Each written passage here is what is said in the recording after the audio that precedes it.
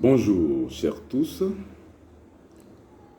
Aujourd'hui, à Vague de Lumière, nous allons aborder un sujet très passionnant, un sujet qui n'est plus d'actualité, puisque dans toutes les religions dites révélées, dans les trois monothéistes, on parle de la fin des temps. Bon, chacun y va de son interprétation. Pour certains, c'est la fin du monde. La terre va éclater, tout le monde va disparaître.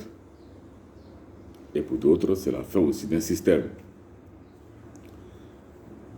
Mais il est important de revenir sur cette question en tant que Ougoï, pour donner notre vision, notre conception de cette fin des temps. En effet, nous allons voir cette fin des temps à quatre niveaux essentiels. Le premier niveau, c'est par rapport à l'humanité. Il faut comprendre que l'humanité que nous sommes est assimilable à un bébé. Un bébé qui est dans le ventre de sa mère et qui par conséquent va vers la naissance. Car on est homme lorsqu'on est né et lorsqu'on a une conscience. C'est ce qui fait d'être un homme. En d'autres termes, si la conscience habite un animal, en fait quelqu'un qui a une forme d'animal, sachez qu'il n'est plus un animal, mais il est devenu un homme. Quand vous allez regarder dans certaines monographies égyptiennes, vous verrez des êtres avec des têtes de loup. On va se demander, mais sont-ils des animaux? Non, ce sont des hommes, dès l'instant où ce sont des êtres vivants qui ont une conscience et qui sont nés. Alors, le bébé humanité, c'est donc cet être que nous constituons, cet être dans lequel nous sommes, dont nous constituons les cellules. Donc, il y a un bébé qui va naître, qui est donc la nouvelle humanité. Il s'agit donc d'un être qui va passer de la troisième dimension, donc la dimension totalement physique, vers la cinquième dimension, c'est la dimension spirituelle. Donc ce bébé humanité qui va naître, effectivement, a des caprices. Il a des caprices dans son ventre parce que pour qu'il naisse, comme un bébé qui est dans le ventre de sa mère, il va bouger. Il va bouger, il va se bouger, et la mère va sentir les douleurs de l'enfantement. Cela va de soi. C'est ça, on pourrait appeler ça un parallélisme des formes. Tel que l'homme est constitué et qu'il conserve la vie, qu'il donne la vie, tel que l'univers également, l'Esprit Saint, est un être gigantesque dans lequel nous sommes et qui va aussi donner naissance à une humanité nouvelle. Donc ce bébé humanité, effectivement, que nous sommes, allons naître. Et pour cela suppose un certain nombre de sacrifices. L'enfant sera coupé donc dans son ventre, dans le ventre de sa mère, de toute la source d'alimentation, toute d'alimentation qui lui permettait d'être vivant, pour qu'il puisse alors s'engager dans le processus de naissance. Et cela, il y a toujours des douleurs, il y a toujours des tribulations, il y a toujours des moments difficiles. Et c'est justement ce que notre humanité est en train de vivre, parce que le temps, pour nous, en tant que bébé, en tant que fœtus, dans le ventre de notre mère, est terminé. Nous allons passer à une autre étape. L'analyse par rapport à l'humanité que nous sommes en tant que bébé humanité, c'est l'analyse par rapport à la société. Effectivement, nous sommes dans une société d'hommes qui évolue et qui connaît des mutations en fonction des connaissances scientifiques et technologiques et en fonction aussi de notre environnement. On parle là aussi d'épigénétique, c'est-à-dire de l'impact que l'environnement a sur nos comportements. C'est ça l'épigénétique. Donc, ce qui nous détermine d'ailleurs, c'est ces changements qui vont déterminer effectivement les comportements que nous allons avoir dans notre société.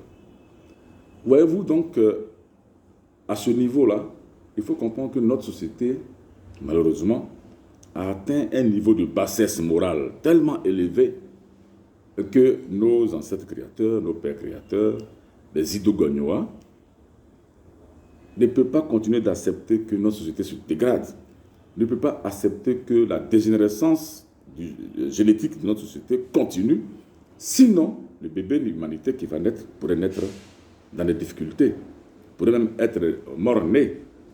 Donc il va falloir intervenir, il va falloir donc mettre fin à cette, j'allais dire, escalade de l'immoralité qui se développe sur la Terre. Alors les changements vont se produire également dans cette société-là avec des chocs que nous sommes en train de vivre progressivement. Et ces chocs-là sont liés effectivement au comportement des humains. Pour aller donc en profondeur de cette situation, lorsque nous avons parlé du péché originel, voyez-vous, nous avons donc donné l'information comme quoi il existait une race qui ne devait pas être créée et qui malheureusement existe sur Terre et qui est violente et qui a des comportements inhumains. Cette race, la race blanche, voyez-vous, cette race a atteint son apogée. Elle a hérité donc de la science de la matière, elle a développé des technologies, mais malheureusement, comme je l'ai toujours dit, elle a atteint de la maladie du désir de domination. Elle tue, elle pille, elle n'a pas de cœur pour les autres races. Une telle race a atteint donc un niveau où elle aura le choix, soit à totalement abandonner la violence en désarmant, en détruisant tout son dispositif de destruction pour pouvoir accéder à la 5e dimension, ou alors s'autodétruire. Donc vous comprenez qu'aujourd'hui, le conflit qui a lieu aujourd'hui en Europe avec l'URSS, le conflit ukrainien comme on le dit, est donc le tableau dans lequel la race blanche s'est instaurée, où une partie veut conserver, j'allais dire, sa vision de domination sur les autres races, et une autre partie dit non, il faut que ce monde-là, il faut que cette vision-là s'arrête pour qu'on passe dans un monde plus pacifique. Eh bien, c'est ça la fin du monde au plan social, au plan de la vie sociale sur Terre. C'est la fin de l'occidentalisme, la fin de fausses valeurs qui ont contribué, plutôt qui ont entraîné la dégénérescence morale de l'humanité. Voilà pourquoi est-ce que nous sommes dans une période de tension où, si nous ne prenons pas garde, nous allons dégénérer dans un conflit nucléaire qui malheureusement sera fatal pour la plupart des humains sur la Terre, mais particulièrement qui pourra entraîner l'extinction pratiquement l'extinction de la race blanche, car le conflit va se faire entre eux et ça sera très, très, très, très violent. Voyez-vous, donc cette fin du monde-là, c'est cela, c'est-à-dire que c'est le changement qui va se faire, mais un changement lié à notre libre arbitre. C'est-à-dire que l'humanité a le choix, je parle donc des Occidentaux particulièrement, entre passer dans un monde non violent ou alors s'autodétruire. Voyez-vous? Donc, quand vous voyez le comportement de ces Occidentaux, des recherches spatiales, aller sur Mars, ce sont des tentatives de fuite, n'est-ce pas? Des tentatives d'exode, de quitter la Terre pour aller se réfugier sur des plateformes. Des plateformes qu'ils ont installées dans l'univers, mais des plateformes où ils vont aller avec uniquement des riches, tous ceux qui en ont les moyens aujourd'hui pour pouvoir sauvegarder leur espèce, parce qu'ils sont arrivés à un stade où ils pourraient s'autodétruire.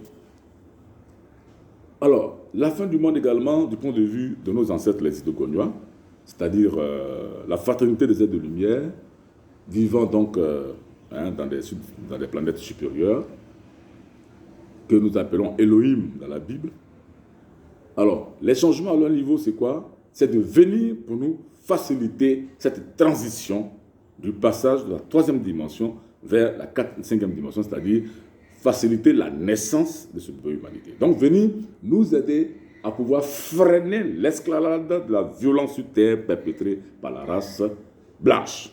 Les Occidentaux particulièrement, voilà, qui sont donc engagés résolument dans ce conflit Comme si, voilà, la morale leur avait totalement quitté. Donc, nos ancêtres sont en préparation pour venir aider l'humanité à faire ce saut quantique-là, voyez-vous, à pouvoir passer cette période de transition, ce grand tournant très difficile qui s'offre à nous. Mais il n'y a pas seulement que la guerre, mais il y a aussi que la guerre aussi a des conséquences. Quand on sait que la Terre elle-même, en tant que cellule de l'univers, est en train de traverser également une période très importante de son existence. Parce que la Terre est un être vivant, la Terre est vivante, donc elle a ses palpitations, elle a ses maladies, elle a ses comportements. Alors, ce que vous devez savoir maintenant, là je vous donne l'information, que la Terre est une planète de communication intergalactique. Voyez-vous, la petite Terre sur laquelle nous sommes là, c'est un joyau, c'est tellement important dans l'univers que nos ancêtres ne peuvent pas se permettre que sur Terre, il existe une race d'êtres sans conscience et qui veuillent la détruire par rapport aux armes qu'ils ont eues. Ils n'ont jamais accepté cela, puisque la Terre est un maillon important de la galaxie. C'est un centre de communication intergalactique. Donc, c'est un appareil en quelque sorte, c'est-à-dire que c'est un joyau pour la communication entre les entités, pour ne pas dire entre les existants de l'univers dans lequel nous sommes. Donc, on ne peut pas se permettre cela, de détruire cette terre-là parce qu'on veut servir des intérêts égoïstes des Occidentaux, des ressources, des pillages partout. Ce n'est pas possible. Donc, nos ancêtres ne vont pas l'accepter et par conséquent, ils vont intervenir. Et s'il doit y avoir destruction, effectivement, cette race risque de connaître une deuxième extinction très grave, plus grave que le déluge. Car je vous avais dit dans la vidéo sur le péché originel que le déluge, là, c'était nos ancêtres qui ont décidé, avec le Père Céleste lui-même, qui n'était pas content de la création de la race blanche, de l'effacer, parce qu'il jugeait qu'elle n'était pas, j'allais dire, humainement bonne pour pouvoir exister parmi les autres races, parce qu'elle était violente. Et le constat est là, et nous en souffrons, et nous continuons toujours d'en souffrir. Donc, nos ancêtres aujourd'hui sont prêts. Ils sont prêts, et cela va entraîner des changements dans vos comportements personnels. Voilà. Des gens peuvent avoir des insomnies, d'autres pas. Pourquoi? Parce que ce sont des influences qui se passent dans le champ, dans l'univers, qui font que nous sommes nous-mêmes en train d'opérer des modifications dans notre comportement, dans la modification génétique. Voyez-vous, si vous le constatez, vous pouvez constater que vous avez souvent des sensations différentes de ce que vous étiez avant. Effectivement, c'est que vous êtes dans un processus de modification interne modification de la conscience, effectivement, qui vous tente vers une conscience supérieure, une conscience qui va vous permettre de pouvoir accueillir, de pouvoir supporter l'arrivée de nos ancêtres, parce que ce sont des êtres d'une certaine fréquence vibratoire et pour lesquels nous devons être prêts. Nous devons être prêts, et c'est justement pour être prêts, nous faisons ce que j'ai appelé la prière secrète, l'évangile perdu. Le quatrième niveau, c'est par rapport à l'univers dans lequel nous sommes. Mais c'est un univers qui est vivant. Il est vivant et il y a des choses qui s'y passent. Alors, on a parlé de la grande vague de lumière. Oui, on a parlé de la grande vague de lumière et que la Terre va subir une grande vague de lumière que, dans certains écrits, on a appelé effusion du Saint-Esprit. De quoi s'agit-il? L'univers va émettre encore une fréquence. Mais tout simplement, nous sommes en train d'avancer la Terre, le système solaire, dans une partie de l'univers où la Terre va traverser un champ magnétique. La Terre va traverser des particules subatomiques qu'on appelle des photons. Voilà, des photons. Et ces photons-là ont pour tendance, ont pour charge des charges positives. Elles sont positivement chargées. Et quand elles arrivent dans un endroit, ou bien quand vous passez dans cette charge de photons, tout ce qui est négatif s'annule, puisque le plus et le moins, quand ça se rencontre, ça fait 0. Donc la Terre va y passer, et nous allons vivre un moment de confinement obligatoire. Ça, je vous le dis, nous allons vivre un moment de confinement obligatoire, parce que cette information, elle est scientifiquement connue. Elle est scientifiquement connue que la Terre va traverser un nuage de photons, que certains appellent le nuage jaune. Mais la Terre Et à cette période-là, il n'y aura pas assez de soleil, mais le confinement sera obligatoire. Un confinement sans nourriture, sans eau et sans voir les rayons solaires. C'est-à-dire qu'il faut même être fermé complètement pour ne pas regarder le soleil, parce que justement ce nuage-là, il est suffisamment positif, car tout ce qui est contraire à lui, c'est-à-dire tout ce qui est négatif, aura tendance à disparaître. Donc c'est ça aussi la fin du monde. C'est-à-dire nous allons passer à cette période-là. Donc nous allons arriver à un moment où la seule façon, dans ce passage de nuages de photons, dans cette période de fusion des Saint-Esprit, dans cette période de vague de lumière, grande vague de lumière, effectivement, il faut pouvoir maîtriser l'évangile que Jésus a enseigné. Il faut pouvoir maîtriser ce que j'appelle aussi la prière secrète, c'est-à-dire le nom du Père. Car c'est là que Jésus disait qu'à ce temps-là, à la fin des temps, vous serez sauvés en son nom. Mais pas le nom de Jésus, lui. Jésus, ce n'est pas un nom. Lui, il a atteint un niveau d'éveil spirituel élevé. Je me suis élevé au lieu saint. Donc, je suis Jésus maintenant. C'est-à-dire, Yahushu, ça veut dire que je me suis élevé au lieu saint. Donc, c'est un état d'éveil spirituel. Donc, il a montré le chemin. Je vous montre le chemin, la vérité et la vie, comme il a dit. C'était pour que les humains puissent comprendre que cet enseignement qu'il appelle l'évangile n'était que le processus, d'accord, pour pouvoir accéder à la 5e dimension et passer cette période difficile-là. Donc, vos prières au nom de Jésus, ça ne vous apportera rien à cette période-là. Parce que vous serez fermés, comme ce fut le cas du Covid 2019, la Covid comme on dit, 2019. Vous étiez chez vous à la maison, vous étiez enfermés. Est-ce que vous êtes sortis? Vous n'êtes pas sortis. Vous n'avez pas fait vos prières, et ça vous a donné quoi? Les prières n'ont rien donné. Beaucoup de gens sont morts. Les pasteurs, ils ont fait quoi? Ils n'ont rien fait. Ils n'ont fait que vous demander de leur faire des dépôts. Puis c'est ce qui les intéresse. C'est votre portefeuille qui est Jésus pour eux. Voyez-vous? Donc, vous devez apprendre. Donc, l'évangile perdu, le nom du Père. Ce nom du Père est tellement important que c'est un code. C'est un code. Et le Père même a demandé à ce que ce nom soit connu de toute la descendance humaine. Que tous ses enfants sur terre, ses petits-enfants, doivent connaître ce nom-là. Car à cette période-là, tu seras enfermé, si tu as eu la chance d'avoir l'information. Et en ce moment-là, tu pourras alors faire le mantra, ce mantra du nom du Père, pour que les énergies qui arrivent puissent permettre à ton ADN d'imploser. Puisse imploser, pas exploser. Parce que exploser, c'est la mort définitive, mais imploser, c'est la mort spirituelle, c'est-à-dire ton ADN, et l'esprit sort, c'est-à-dire le Père lui-même, dans sa vibration, il apparaît à toi, et toi et le Père, vous devenez un. C'est ça, la résurrection finale. Et c'est ce que Jésus avait atteint. Et c'est parce que Jésus avait atteint ça qu'après sa crucifixion, il a été cloné. Il ne voulait pas, le Père a dit, il faut le faire. Il dit, mais Père, pourquoi m'as-tu abandonné? Fais-le. Parce que Jésus ne savait pas qu'il était clonable. Il ne connaissait pas le clonage. Mais quand il a été crucifié et qu'il a été mis dans la grotte, le Père est venu le chercher pour aller le réveiller. En fait, on n'a fait que faire un clone, Jésus, pour le ramener, pour terminer les derniers jours de sa mission. Donc c'est très important. Dans la fin du monde, c'est cela. C'est un grand changement qui va avoir lieu, mais un changement positif, en ce sens que nous allons enfin arriver sur Terre avec deux catégories d'individus. D'un côté, les mortels, et d'un autre côté, les immortels. Parce que nous allons passer cette vague de lumière, cette grande vague de lumière, cette évidence de Saint-Esprit que le Coran appelle les 3 jours de nuit. Oui, dans le Coran, il va faire nuit pendant 3 jours. Mais au sortir de ces 3 jours-là, un beau événement va se produire. C'est vrai qu'il y aura beaucoup de morts, il y aura beaucoup de malades, et ceux qui auront passé cet événement-là vont aider les autres à pouvoir guérir, mais en même temps, quelque chose de beau va apparaître, c'est la terre promise.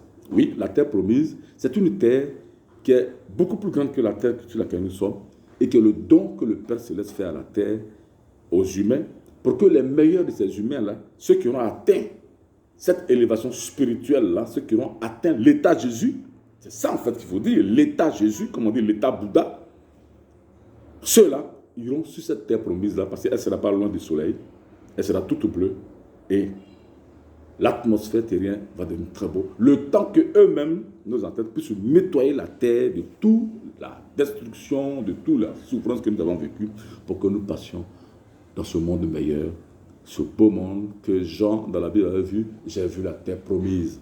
Oui, on nous a promis une terre. La terre promise, c'est une terre qu'on nous a promis. Elle arrive, mais c'est ce passage-là. Voici donc ce qu'on peut retenir de ce qui est de la fin du monde. À vous de vous apprêter. Car il a été dit, veillez et priez. Veillez et priez. Et la prière, c'est la prière secrète. Au Ougaïsme, j'enseigne cette prière secrète-là, qui est un peu enseignée par les kabbalistes, mais ils n'ont pas la prononciation exacte. Parce que là, il faut être exact. Avec le nom du Père, on ne joue pas, il faut être exact pour que les choses se passent. C'est comme un mot de passe. Quand tu tapes un mot de passe pour ouvrir un fichier, que le mot de passe n'est pas correct, le fichier ne s'ouvre pas, quelle que soit ta bonne volonté. Donc, je donne cette prière-là. Malheureusement, je ne peux pas la donner maintenant, dans mes vidéos, mais je la donnerai plus tard, au fur et à mesure, sur ma plateforme WhatsApp. Allez sur ma plateforme WhatsApp, avec le numéro 225 sur le code Côte d'Ivoire, 225 05 05 83 25 52. 05 05 83 25 52, précédé de 225, et vous pouvez alors vous inscrire sur ma plateforme, et le temps venu, je donnerai cette prière-là, et vous allez l'apprendre, pour que vous soyez vous-même prêts à passer cette période-là. Je vous aime, je vous remercie. Bon début de semaine. Allez, au revoir.